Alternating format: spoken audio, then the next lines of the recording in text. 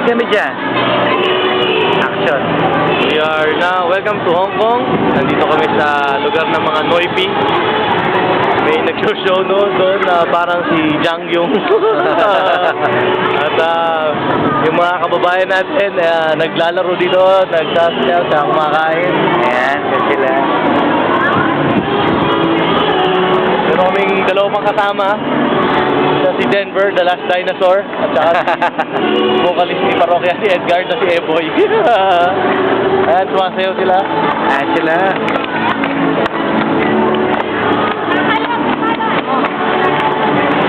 Ayan po sila. Ayan po sila. Lalo po ako masabi. Over and out. Ako naman na i-video mo. Ito naman si Romel. At syempre pa, namamasyal kami ngayon. Naghanap kami ng sapatos para kay Denver, size 15. Dahil wala mong bibiling size 15 sa Pilipinas. And even sa Hong Kong, napag-alaman namin, ang pinakamalaki nito ay size 13 lamang. At ngayon po, ay may mga nakasayang mga showbiz personality. Nasa po sila. Ayan po, po yan.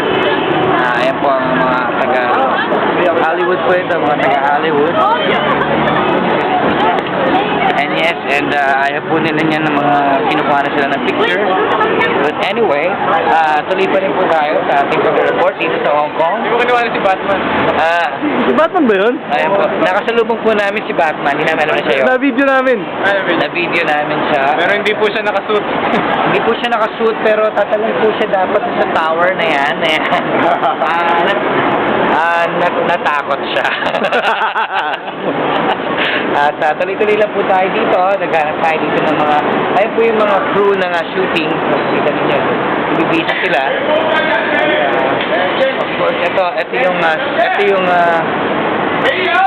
mga extra. At Batman pala yun, bro. oo. Oo, diba? Hindi ko namin alam yun. Si Batman yun. Anyway, it's not easy for us to be here in Hong Kong. People are running after us, trying to get our autographs, you know. But anyway. Hindi ako makapaniwala na we saw Batman walking.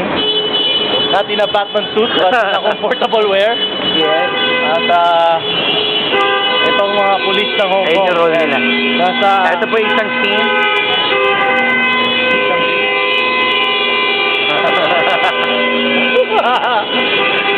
Yun ang isang scene, businahan lang yung eksena.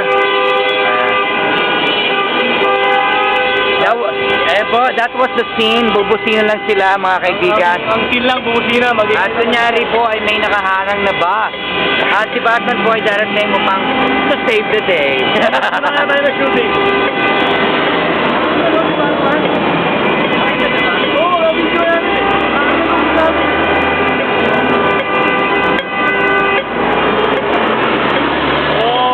Denver, ano sabi mo sa Hong Kong? I like it. Gahanap kami ng pinakamahal at pinakamagagarang sapatos para kay Denver. Kaya kami ngayon nandito, malakad-lakad sa Hong Kong. We have seen Dolce & Gabbana, Ralph Lauren, and of course Calvin Klein, Floor Time. Wala pong pumasa talaga sa face ni Denver.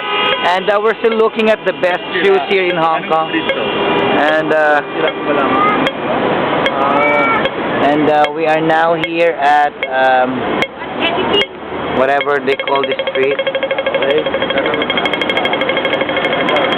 Yes. And we're still looking for the most expensive shoes. Yan, tumatakbo po si Patrick. Ayun po, tumakbo siya.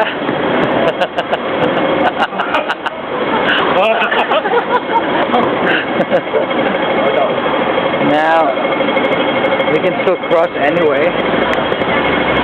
So, yung mga buses.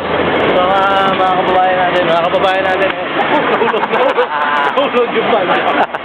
Nasabit nasabit. Nasabit ang bag po, nahulog. Buti na lang hindi siya na-record. Buti na lang. Ayan, ito po ang next stop natin, ang Dolce & Gabbana.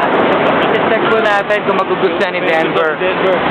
Dahil I'm sure masyadong mataas ang quality standards ni Denver. There you go. Ayan po. Itong mga dekorasyon sa Hong Kong. Ito ang sari-sari store dito. Ayan. Ayan po ang kanilang kiosk. Sari-sari store. Sari-sari store. At ayan po, may ginagawa dito kaya may cover. Ayan. Ayan, meron pa tayong 4 minutes para magsalita. 4 minutes pa tayo para ubusin yung laman yan. Pwede i-pause. So, nasa pinakamadilim na lugar tayo ngayon. Ito ang Hong Kong Cave na tinatawag. Yes, Hong Kong Cave. But nagtataka po kami. Ito po, SIM card. Ayan ko, SIM card. SIM card. Nagtataka po kami dahil ang daming incheck dito. Nagtataka kami, ang daming incheck dito. At saka ang gagaling nila mag-Chinese. Takang-taka po kami dahil dito po marami pong incheck at sila po ay magaling mag-Chinese. Nahiya si Manang, nagbebenta ng ano. Oo nga, nagtakot siya ng mukha. Takip ng mukha. Ayan, nandito tayo sa entrance ng The Landmark. Tatanong.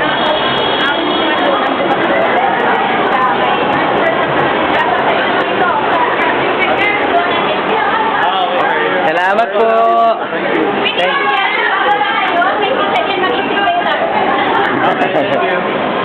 Dito kami madalas mag-shopping eh. Dito sa pinakamamahal. ayan, The Landmark.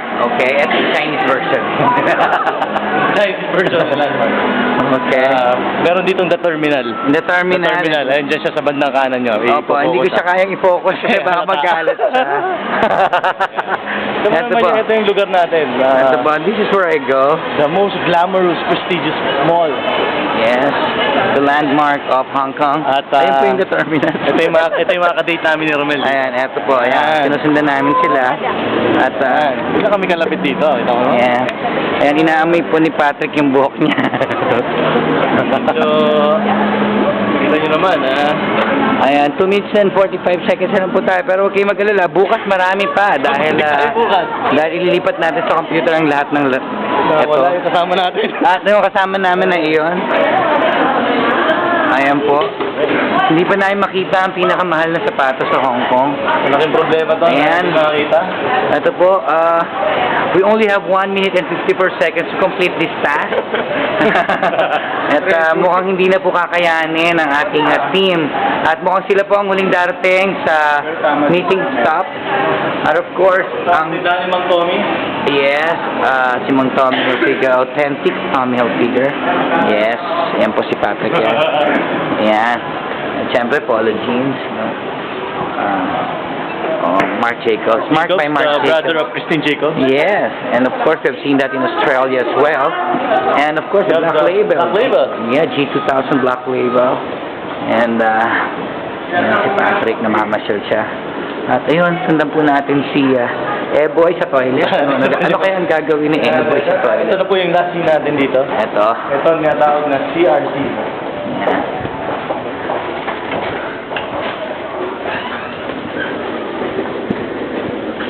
Yan mo, meron tayong 55.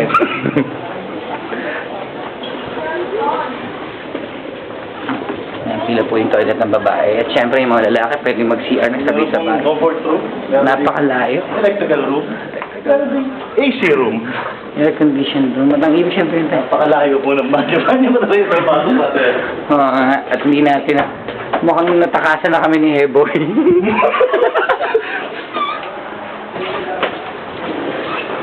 Hindi mo banyo. It was a magic. It was a maze and of course sabi dito may toilet daw pero wala naman. Ang banyo ng babae na punta namin. Mali kami. 7, 6, 5, 4. Over and Bye-bye.